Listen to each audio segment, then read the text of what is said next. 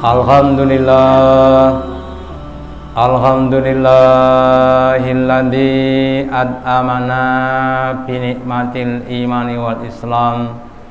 Asyhadu alla ilaha illallah wahdahu la syarikalah wa asyhadu anna Muhammadan abduhu wa rasuluhu la nabiyya wa la rasula ba'dah.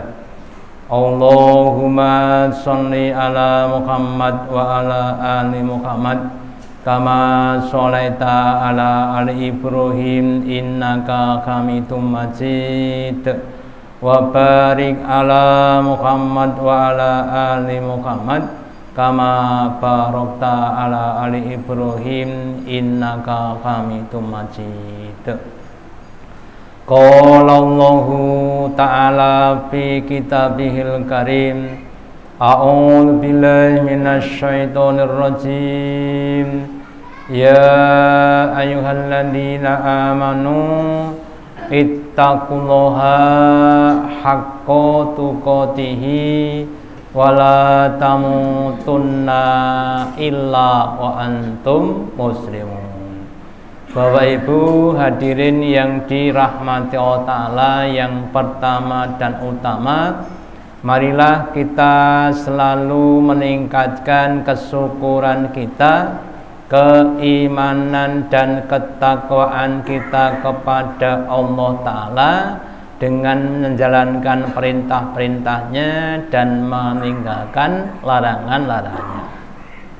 Setelah kita melewati bulan Ramadan dengan berbagai macam aktivitas ibadah, maka kita masuk pada bulan Syawal, yang secara bahasa artinya peningkatan amal-amal kita dari sebelum Ramadan, terus dilatih dalam Ramadan, diharapkan setelah Ramadan akan ada peningkatan. Kalau kita misalkan anak sekolah, kalau sebelum Ramadan tuh kita kelas 3, maka setelah Ramadan diharapkan kelas 4 dan seterusnya, bukan kelas 2 atau kelas 1 ya. Nah, kemudian ada keunikan dalam bulan Syawal, utamanya di negeri kita di Indonesia. Ada suatu gerakan atau tradisi yang baik dialami di negeri kita. Apa itu? Yaitu tradisi pengakuan dosa. Di bulan Syawal ini hampir setiap orang tuh mau dan mampu mengakui dosa-dosanya, baik dosa yang nyata maupun dosa yang tidak nyata ya. Ketika setiap orang bertemu dengan orang yang lain, maka dia mengungkapkan rasa iktirafnya, mohon maaf ya, lahir batin, yang lahir dan yang batin, yang disengaja dan tidak disengaja ya. Itu suatu hal yang baik, cuma sayangnya hanya di bulan Syawal. Maka kita harus mengeneralkan, tidak cuma di bulan Syawal tapi juga di bulan-bulan yang lainnya, sehingga nanti kita akan mampu dan mau mengakui kesalahan ketika kita melakukan suatu kesalahan, yang mana biasanya secara umum di luar bulan Syawal orang mengakui kesalahan bukan suatu hal yang mudah ya. Banyak orang yang sudah salah saja kadang-kadang mengaku benar. Maka pada kesempatan malam ini kita akan mempelajari tentang iktiraf atau pengakuan dosa. Kita awali dari sifatnya manusia. Allah Ta'ala menciptakan manusia dengan berbagai macam kelebihan dan kekurangannya. Salah satu kekurangan manusia, sebagaimana yang dijelaskan dalam pepatah adalah al-insanu makhluqa wa nisyan. Manusia itu adalah tempatnya salah dan lupa.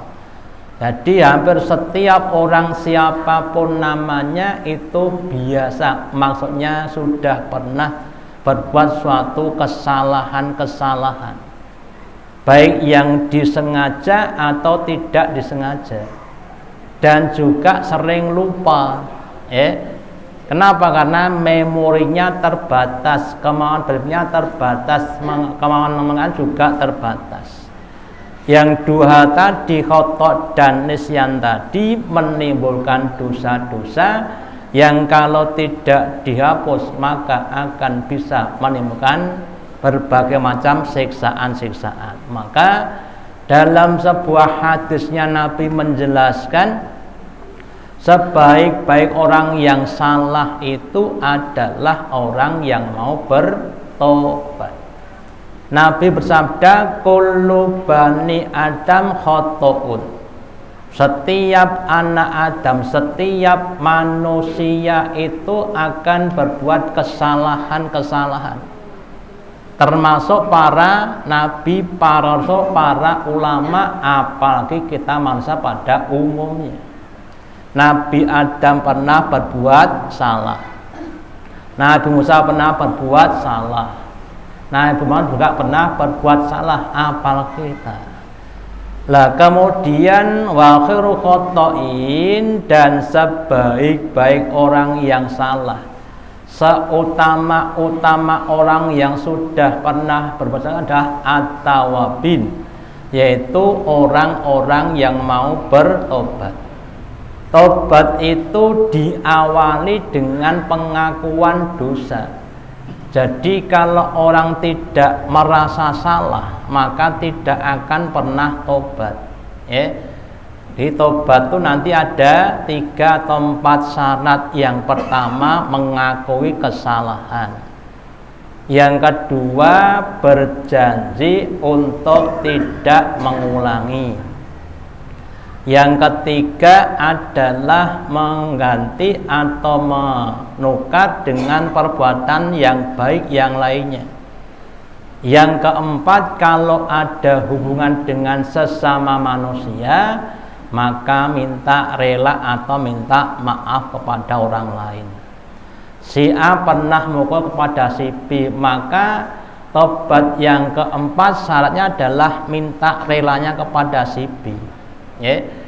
Si A pernah nyolong sepatunya si B, maka minta rela kepada si B karena sudah sepatunya sudah dicolong. Kalau ada hak-hak adami, maka ketika pada bulan Syawal, sekali lagi, setiap orang tumbuh namanya kemampuan dan kemauan untuk iktiraf, maka suatu kelebihan.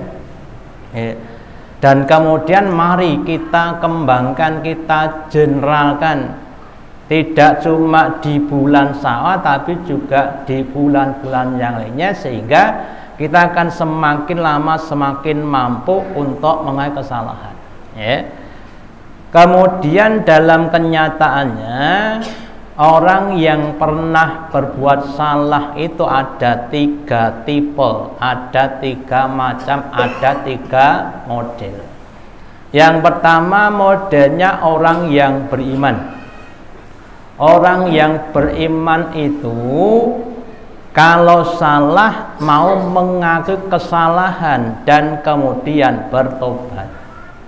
Contohnya siapa? Contohnya Nabi Adam dan istrinya Nabi itu Hawa. Ketika keduanya telah melanggar aturan Allah, wahai Adam, silahkan kamu berdua makan apapun yang ada di surga dari arah manapun, sesuka kamu, kecuali 1 pohon ini. Jane nek panjenengan umpama disuruh untuk masuk supermarket dengan berbagai macam barang-barang yang inginkan, panjenengan boleh mengambil apapun semuanya, tapi cuma 1 yang enggak boleh. Kira-kira mudah nggak Pak? Kira-kira mudah nggak? Kira-kira mudah, ternyata tidak mudah. Kenapa? Karena bisikan setan. Oh, yang satu ini kelihatannya sepele, tapi ini adalah kunci dari pemilik supermarket. Jadi nanti kalau Anda ngambil ini berarti Anda bisa mengambil sak toko-toko nih. Itu yang ngomong siapa? Setan. Ya, maka kemudian tergoda juga. Lah setelah keduanya melanggar, kemudian dengan kerendahan hati dia berkata, qala, keduanya berkata, Adam dan Hawa berkata kepada Allah, i'tiraf, Rabbana dzolamna anfusana, wahai pemelihara kami ya Allah, kami telah mendolimi, menganiaya kepada diri kami sendiri dengan melanggar aturan.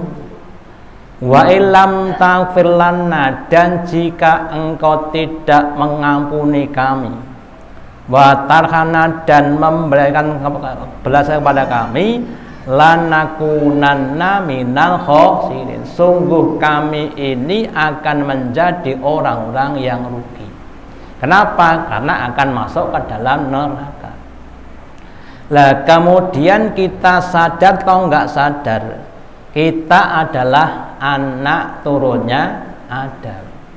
Maka mari kita contoh kepada moyang kita. Ketika kita salah, kita mengakui kesalahan dan minta maaf. Minta maaf itu bukan suatu kehinaan, tapi suatu kemuliaan. Ketika kita salah dengan istri atau suami kita, atau anak kita, atau yang lainnya, mari kita berusaha untuk meminta maaf, ya, mengakui kesalahan-kesalahan. Kalau orang Jawa ada istilah rebut benar dan rebut salah. Kalau rebut bener akan jadi bubrah. Suami istri rebut bener, sing salah istrinya yo ngaku bener, ya. Tapi kalau rebut salah akan jadi mulia semuanya, ya. Makanya mari kita tidak usah malu untuk mengaku kesalahan-kesalahan, ya. Kemudian selain Nabi Adam juga dikisahkan kisahnya Nabi Musa. Nabi Musa itu nabi yang kokoh, yang kuat, ya. Lebih kuat dibanding dengan Mike Tyson. Kok bisa, ya? Ketika ada orang yang sedang berkelahi, satu dari orang Kipti, satu dari orang Bani Israil. Terus Nabi Musa membela yang dari Bani Israil. Orang Kipti itu dipukul sekali langsung mati, ya. Dipukul sekali langsung apa? Mati.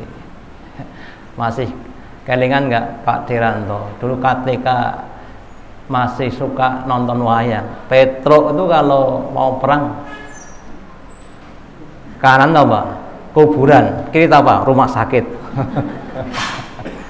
Ya, kalau ngamplengnya pakai kanan tuh kuburan, ini rumah sakit, oh gitu, ya.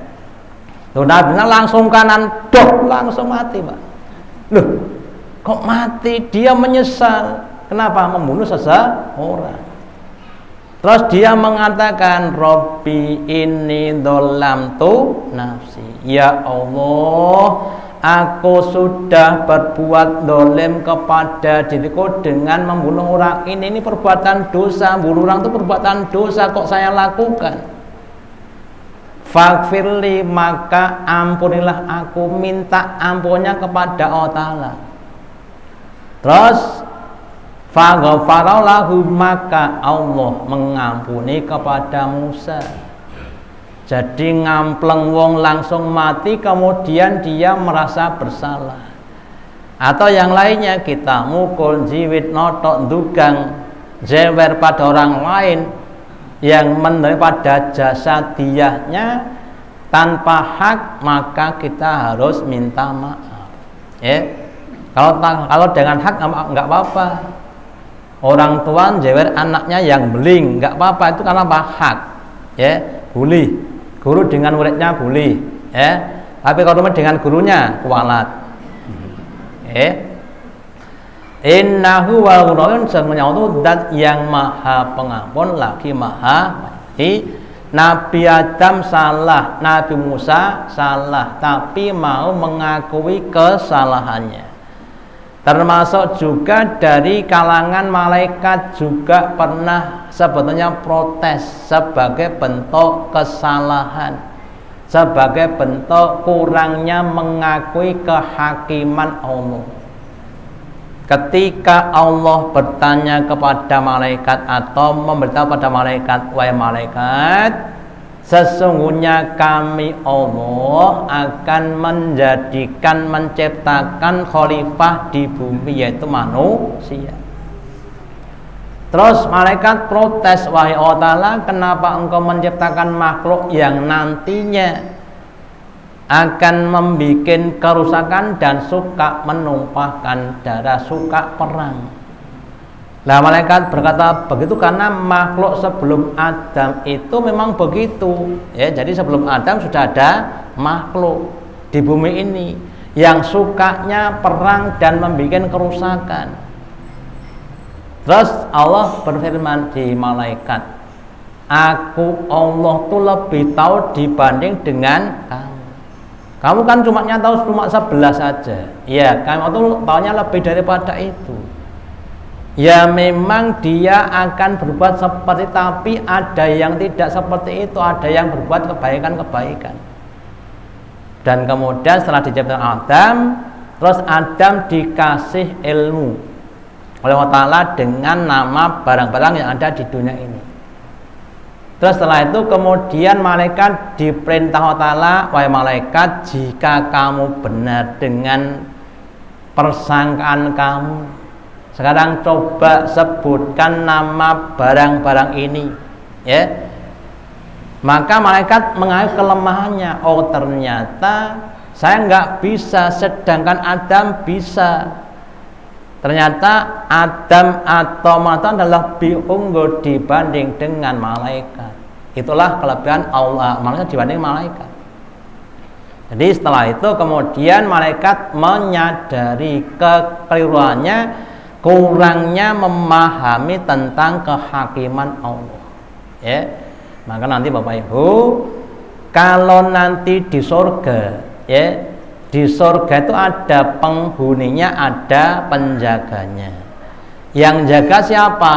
Malaikat. Yang menghuni siapa? Manusia. Unggul mana yang menghuni dengan yang menjaga? Sing ten hotel niku tamu kali sing nglayani unggul pundi, Pak? Terhormat pundi? Nah, ya, unggul tamunya, bayar kok. Jadi malaikat itu kan bisa taat karena tidak ada hawa nafsunya. Kalau kita ibaratkan orang main bola, bisa memasukkan bola ke gawang 10 kali tapi nggak ada lawannya, kan nggak ada gengsinya. Nendang bal mlebu gawang ping 10 ning ra nek musuhe ya gampang. Sedangkan mantu ada apa? Nafsunya, ada musuhnya, yaitu siapa? Setan, gitu loh. Ada anak sekolah suruh ngerjakan soal dikasih kuncinya. Satu sebenar kabeh, ya jelas nggak ada nulis kunci, ya, nggak ada ujiannya, ya. Maka itulah keunggulan manusia dibanding malaikat. Sebaliknya nanti di neraka juga begitu. Di neraka ada penjaganya, ada penghuninya. Siapa penghuninya? Ya manusia yang kafir. Siapa penjaga? Adalah malaikat. Malaikat nggak ngerasakan sakit. Kenapa? Kan cuma menjaga. Ya. Nah, dengan ini Bapak Ibu, kalangan malaikat saja kadang-kadang sudah berbuat salah ketika dia punya prasangka yang nggak benar kepada Allah. Ya. Makanya kita juga mengambil pelajaran. Kita ini kadang-kadang bisa saja karena godaan setan punya su'udon kepada Allah, punya persangkaan yang kurang baik. Contohnya apa? Contohnya orang yang sakit sudah bertahun-tahun nggak sembuh-sembuh, terus biasanya punya persangkaan yang tidak baik, ya, atau yang lainnya, ya, hidupnya dalam keadaan kekurangan terus sejak lahir sampai meninggal dunia. Padahal Allah berkehendak baik, ya. Saya ceritakan sedikit tentang orang yang sehat dan orang yang sakit, ahlul afiyah dan ahlul musibah, ya. Ahlul afiyah orang-orang yang ketika hidup di dunia itu banyak sehatnya, bisa beramal soleh, ngaji, sholat, berjamaah, puasa, macam-macam. Yang kedua ahlul musibah, orang yang banyak sakitnya sehingga sedikit amalnya. Secara amaliyah ahli afiyah lebih banyak, tapi sebentar dulu, ya. Besok kalau dikisah Allah Ta'ala kisah yang ahli musibah dulu, yang ketika di dunia banyak sakitnya, ya. Terus dikisah karena kamu dulu sekian tahun saya kasih sakit, kamu sabar, terus dimuliakan Allah, diangkat derajatnya sampai tinggi. Sampai orang tuh ngelihatnya begini, Pak, saking tingginya. Ahli afiyah ini melihat begitu tuh dia ngiri, loh, ya Allah, begitu tingginya. Kalau begitu ya Allah Ta'ala, kembalikan saya ke dunia, kasihkan sakit lebih sakit daripada dia, supaya aku bisa mendapatkan apa? Tempat yang tinggi. Itu ahlu musibah. Jadi kalau orang dikasih musibah, sebetulnya dia akan dimuliakan. Cuma sebelum sampai sana harus ada pengorbanan, gitu. Yang tidak pakai negeri, ya, yang tidak pakai negeri. Kerja sik napa-napa belanja sik. Nek pakai negeri sanjange nampa belanja sik lagi kerja. Kalau pegawai luar negeri termasuk saya itu kerja dulu baru nerima gaji. Ya kamu kerja dulu, sakit dulu, ibadah dulu, gajinya nanti belakang sana, gitu loh. Ya, makanya berbahagialah orang yang sakit. Ya, yang penting diparingi sabar. Ya, kembali.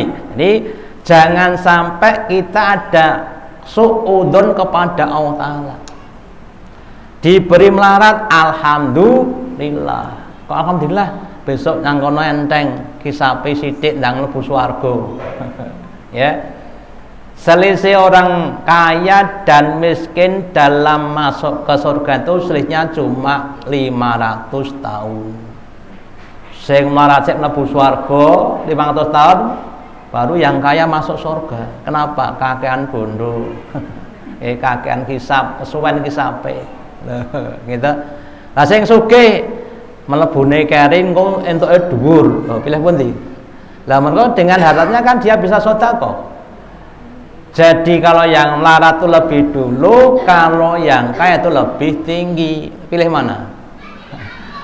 Pilih lebih dulu dan lebih tinggi. Niku nek saged ngoten itu jihad di jalan Allah. Lebih dulu dan lebih tinggi. Nek pengen lebih dulu dan lebih tinggi masuk ke dalam surga. Nah, terus kemudian yang berikutnya, pentingnya kita bermulazamah, melanzimi dalam meminta ampun. Wong niku nek pun berumangsa salah terus gampang nyuwun pangapura. Dan minta ampun itu tidak cuma di bulan Syawal, tapi menjadi kebiasaan kita. Sehingga Abu Bakar minta kepada Nabi untuk diajari suatu doa yang bisa dilakukan ketika habis ba'da sholat. Dan Nabi bersabda, kalau kamu ba'da sholat ucapkanlah Allahumma inni dolamtu nafsi dulman katsira. Ya Allah, sesungguhnya aku telah berbuat dolim dengan dolim yang besar, yang banyak.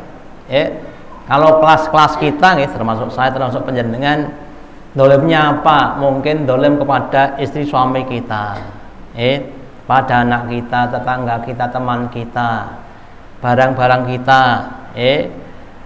buka HP, HP-nya munyer-munyer, mangkal kepleke, ya, kan dolim. Ternyata pulsanya habis, salah sing duwe HP, orang sing salah HP ini, atau apa sinyalnya kurang kuat, gitu. Wala yaghruruka ila anta, dan tidak ada yang mampu dan mau mengampuni dosa kecuali engkau. Faghfirli maghfiratan min indika, maka ampunilah kami dengan ampuan dari sisimu. Warhamni, dan belaskan kepada kami, innaka antal ghafurur, dat yang maha pengampun lagi maha penyayang. Ya, jadi ada kalimat zulman katsiron, kita itu merasa banyak dosa.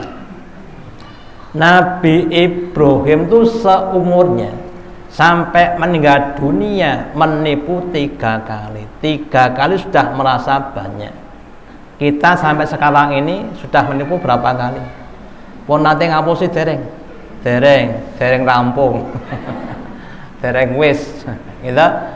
Tapi kadang-kadang kita tidak merasa, gitu.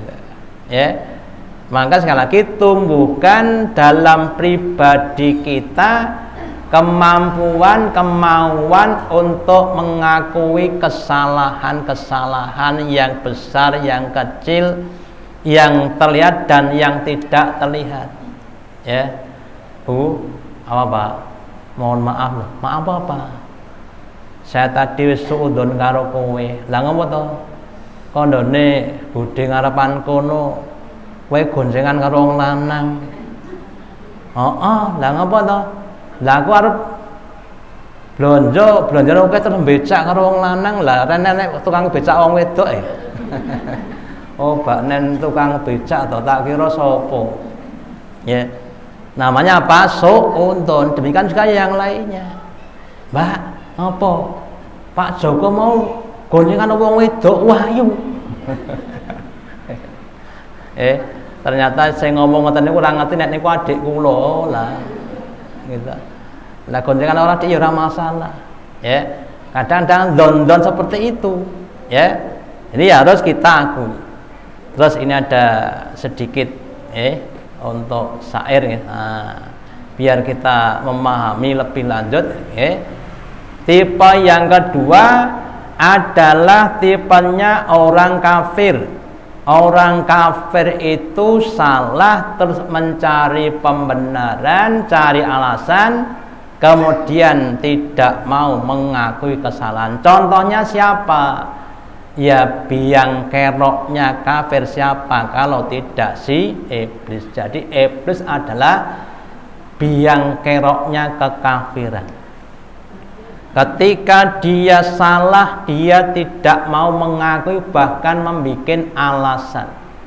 Ketika disuruh sujud kepada Adam, dia tidak mau. Kemudian Allah bertanya, Qala, Allah bertanya, ma mana'aka alla tasjuda id amartu, wahai iblis, kenapa kau tidak mau sujud ketika aku perintahkan kepada kamu? Qala, iblis berkata menjawab, oh ana khairum minhu, saya lebih baik dibanding dengan Adam. Duh, yang seharusnya sujud ya Adam kepada saya, bukan saya kepada Adam. Kenapa? Karena saya lebih baik daripada dia. Khalaqtani min nari, khalaqta min tin, engkau ciptakan aku dari api dan engkau ciptakan dia dari tanah. Loh, pertanyaannya, siapa yang menyatakan bahwa api itu lebih baik dibanding dengan tanah? Yang menyatakan ya iblis sendiri. Oh, tidak menyatakan begitu. Tidak. Jadi tidak ada pernyataan atau bahwa api lebih baik dibanding dengan tanah, enggak ada. Itu cuma alasannya iblis saja. Siapa yang menyatakan bahwa orang kaya lebih baik dibanding orang miskin? Enggak ada, enggak nyatakan begitu. Yang dinyatakan Allah, inna akramakum indallahi atqakum. Yang paling baik itu adalah yang paling bertakwa, entah kaya, entah miskin, entah orang kota, entah putra, entah putri, itu yang paling baik adalah yang paling takwa. Ya. Nah, terus dari sini kita ambil pelajaran, jadi ada saja orang-orang yang nanti dia itu mencari alasan untuk membenarkan kesalahannya. Ada orang jualan mengurangi timbangan, diingatkan, Bu, kalau nimbang tuh yang benar jangan dikurangi. Terus alasan, ini wis umum. Loh, apakah dengan umum kemudian jadi benar? Ya enggak jadi benar. Itu wetekno wong tuku saiki iki urip. Lah urip apa? Karepe njaluk akeh sithik tur murah, wis ket ndek empen. Itu Pak. Lho, sifate wong tuku niku pripun? Golek akeh, apik tur murah. Itu sejak zaman dulu, ramung zaman sakniki. Ngoten lho. Lan sing dodol golek badane akeh niku sifate wong dodol ngoten niku wae. Gitu. Atau yang lainnya. Loh, nak, kenapa kamu enggak sholat? Kayak ora sholat. Loh, saya tanya kamu kenapa enggak sholat? Kok kamu katakan kayak ora sholat? Sebagai bentuk apa pembenaran. Lah nek kono mlebu neraka apa ya mlebu neraka? Gitu, Pak. Jadi kadang-kadang dia mencari pembenar padahal dia tidak salah. Ya. Makanya sekali lagi monggo kita semuanya salah seleh. Gitu. Salah ngakoni salah seleh. Ya wis rampung. Ya. Jangan dawa dinomo. Apalagi nanti semakin banyak kita belajar, semoga kesalahan kita semakin berkurang. Yang saya sampaikan, bab makan saja kita kadang-kadang masih banyak kesalahannya. Yang halal sudah benar, yang thayyib benar, enggak benar, ya. Pakai tangan kanan benar, tapi kadang-kadang kita masih ada kesalahan apa? Kesalahannya contohnya, maaf nggih. Makan dengan bersandar itu sebenarnya enggak boleh. Makan dengan bersandar, itu sebenarnya nggak boleh, meskipun larangannya bukan larangan haram tapi larangan makruh. Demikian juga nanti yang lainnya. Jadi semakin lama orang tuh harusnya semakin tinggi derajatnya akan semakin sempurna. Semakin banyak kebaikan, semakin sedikit kekurangan. Kemudian yang ketiga, tipenya orang-orang munafik, kalau salah dia mau dikandani, diingatkan, tapi hatinya gondok, sakit hati. Contohnya orang-orang Bani Israel. Dalam kisahnya Nabi Musa ketika terjadi pembunuhan, singkat cerita saja, terus kemudian diperintahkan untuk menyembelih sapi, terus bagian tubuh sapi dipotong, dipukulkan pada yang mati, terus dia hidup, terus ditanya siapa yang bunuh kamu, kemudian dia menunjuk orang yang bertanya tadi. Oh, baknen sing mateni kowe dhewe no, takon-takon baknen sing mateni kowe. Padune kowe arep golek wong liya to. Akhirnya apa ketahuan, ketika ketahuan dia tuh dia menerima, ngakoni salah tapi mangkel hatinya, ya. Lah makanya juga ada nyen pangapunten, sebagian orang tuh begitu. Salah dikandani ya nampa ning atine mangkel kalih sing ngandani. Ya. Lah kita semuanya termasuk saya suatu saat dalam hal ini bisa jadi orang beriman ngakoni salah, terutama pada bulan apa? Syawal. Tekan dulu kok dah kadang-kadang wis dadi sifate wong kafir. Bulan Muharram kadang-kadang dadi sifate wong munafik, dan sebagainya. Maka kita harus bermulazamah dengan sifatnya orang-orang beriman. belajar untuk ngelenggono mengakui kesalahan, jangan sampai menghindarkan diri. Ya meskipun suatu saat kadang-kadang juga seperti itu, namanya manusia. Tapi kita berlatih membiasakan diri dalam melakukan mengakui suatu kesalahan. Terus sedikit yang tadi saya sampaikan, ini ada sedikit syair atau mengakui salah bukan suatu kehinaan, tetapi wujud akhlak yang mulia. Akhlak setiap orang yang berwatak satria, bukan akhlak orang yang berwatak durjana. Bersikukuh dalam kesalahan, tak mau mengakui kesalahan, menutupi dan mengingkari kesalahan adalah sikap pengecut yang melelahkan. Semakin kita enggak mengakui salah, akan melelahkan jiwa kita. Manusia adalah tempat salah dan lupa. Dari Nabi orang saya sampai manusia biasa, tak ada yang luput dari salah dan lupa. Sebaik-baik orang yang salah adalah yang mau mengakuinya. Allah adalah zat yang maha pengampun. Sebanyak apapun dosa hamba yang santun, jika mau bertobat dan minta ampun, Allah akan memaafkan dan memberikan ampun. Jadi jangan sampai kita bersikukuh dalam kesalahan, kan itu akan melelahkan jiwa kita. Menurut Pak Amin Rais, kalau orang berbuat satu kesalahan, untuk nutup ini dibutuhkan 2 kesalahan. Untuk nutup 2 kesalahan dibutuhkan 4 kesalahan. Untuk nutup 4 kesalahan dibutuhkan 8 kesalahan dan seterusnya. Jaga dibutuhkan kesalahan yang lebih banyak untuk menutup kesalahan yang sudah diperbuat. Kalau sudah banyak kemudian nggak tertutup, kemudian jadi apa? Baru punah. Dan sebaliknya, kalau kita mengakui salah, ngaku salah, maka akan hilang. Maka hati kita akan jadi enak, tidak ada gondok, tidak ada mangkel, tidak ada penyakit hati. Dan secara medis, kesalahan yang ada dalam hati kita itu akan mempengaruhi sirkulasi darah kita. Yen pun nate nesu dereng. Pun mergo napa?